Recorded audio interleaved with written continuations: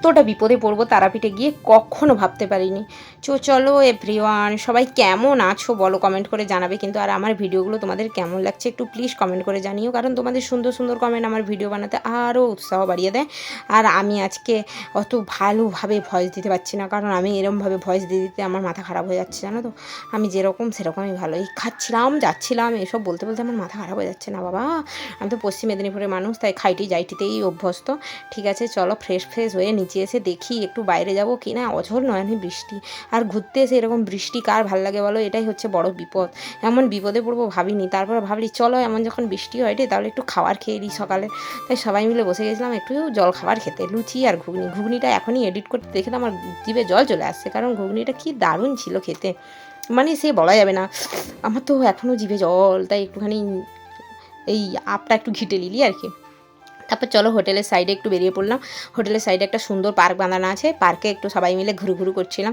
আর আমি কিন্তু অনেক ফটো ভিডিও বানিয়েছিলাম, কারণ আমি কিন্তু ফটো ভিডিও যেখানেই যাই বেশি বেশি করে তুলতে ভালোবাসি। আমাকে অনেকে অনেক কথা বলে, কারণ আমি ফেসবুকে ভিডিও ছাড়ি না, তাই জন্য সবাই আমাকে ঠিক পছন্দ করতে পারেনি। কিন্তু বন্ধু, ফেসবুকে ভিডিও ছাড়াটা খারাপ, কিন্তু যখন আমি টাকাটা পাই সবাই তখন খবরটা নিতে চলে আসে, কত পেলো, সবাই তখন ভালোই খবর নিতে পারে, ঠিক আছে। তাই আমি ভাবি সবাই যখন টাকার খবর লয় তখন কি, আমি যখন ভিডিও করি তখন বহুত আমার পিছনে লাগে আরও বেশি করে ভিডিও করবো। তাই আমি আরেকটু এই যে দেখো না কত বক বাবা এই ব্যাপারেই করছিলাম তোমাদের সঙ্গে। তারপর ওখান থেকে একটু ফটো ভিডিও করে তারপরে এই যে ঘুরে চলে আসছি। তারপরে আমি আমার বোনকে বলি, এই তুইও কিছু বল, অনেক হয়েছে, একটুখানি নাটক মারা। তাই ও একটু নাটক মারাচ্ছিল। তারপর নাটক ফাটক মারিয়ে আমি বললাম, এই আমার একটা রিলস করবো, আমার একটা শ্যুট করে দিই। তারপরে ও আবার একটা আমার ক্যামেরাটা ধরে একটা রিলস করে দিল। বন্ধু কী কইব, দুঃখের কথা কেউ আমার ক্যামেরাটা ধরতে চায়নি, ঠিক আছে, কারণ আমি এখন ছোটো ক্রিয়েটার না। যেদিন তোমাদের মতো মিলিয়ন ভিউজ হবে তখন দেখবো সবাই ছুটে দৌড়ে চলে আসবে। আর আমার এখনও আইফোন কিনতে পারিনি না, যেদিন আইফোন কিনবো, যেদিন ফেসবুক আমাকে একটু বেশি করে ডলার দিবে, সেদিন একটা আইফোন কিনবো, তখন দেখবো সবাই ছুটে চলে আসবে আমার আইফোনে ভিডিও করার জন্য। ঠিক আছে চলো, আর কি করবো, সেও দুঃখ নিয়ে নিজের ক্যামেরা নিজেই ধরে নিলি। তারপর দেখি কচি কাচাদের এত রথ, কারণ সেদিন ছিল উল্টা রথের জন্য বন্ধু এত এদিক ওদিক ছোটোখাটো রথে এত ভরা, তাতে মা তারার ছবি লাগানো, ঠিক আছে, দেখে তো খুব ভালোই লাগলো। আর একটা ভিডিও করে নিলাম, কারণ তোমাদের সঙ্গে শেয়ার করতে হবে।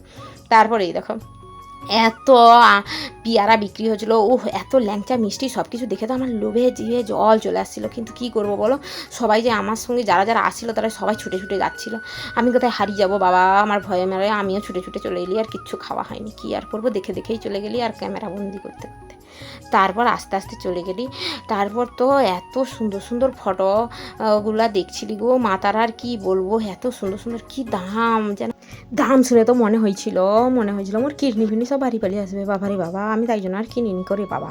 একটা ফটো বলে 600 টাকা, আমার দরকার নেই, 600 টাকা আমি পাইনি।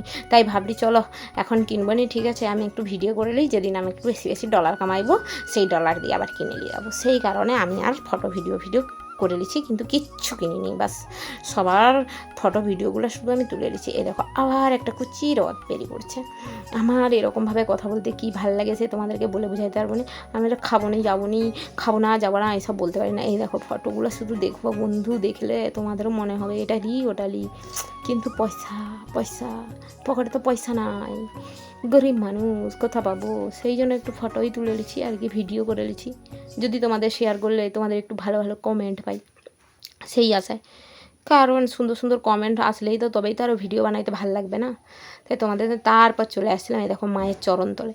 এখানে নাকি মায়ের চরণতল। দেখো আমি কিন্তু প্রথমবার গেছি, আমার সঙ্গে আর যারা গেছিলো তারা কিন্তু অনেকবার তারাপীঠ যায়, কারণ যেহেতু তাদের নিজেদের হোটেল আছে, তাই তারা প্রত্যেক বছর কতবার যায় সেটা তোমরাই ভাবো।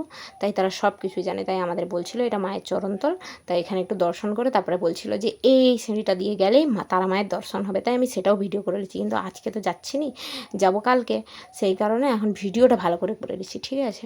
এই দেখো কেউ আমার ক্যামেরা ধরে দেয়নি গো, সবাই ঘুরে এটে, কিন্তু কেউ ক্যামেরা ধরে দিতে চায়নি, নিজের ক্যামেরা নিজে ধরে নিচ্ছি বাই আর কি।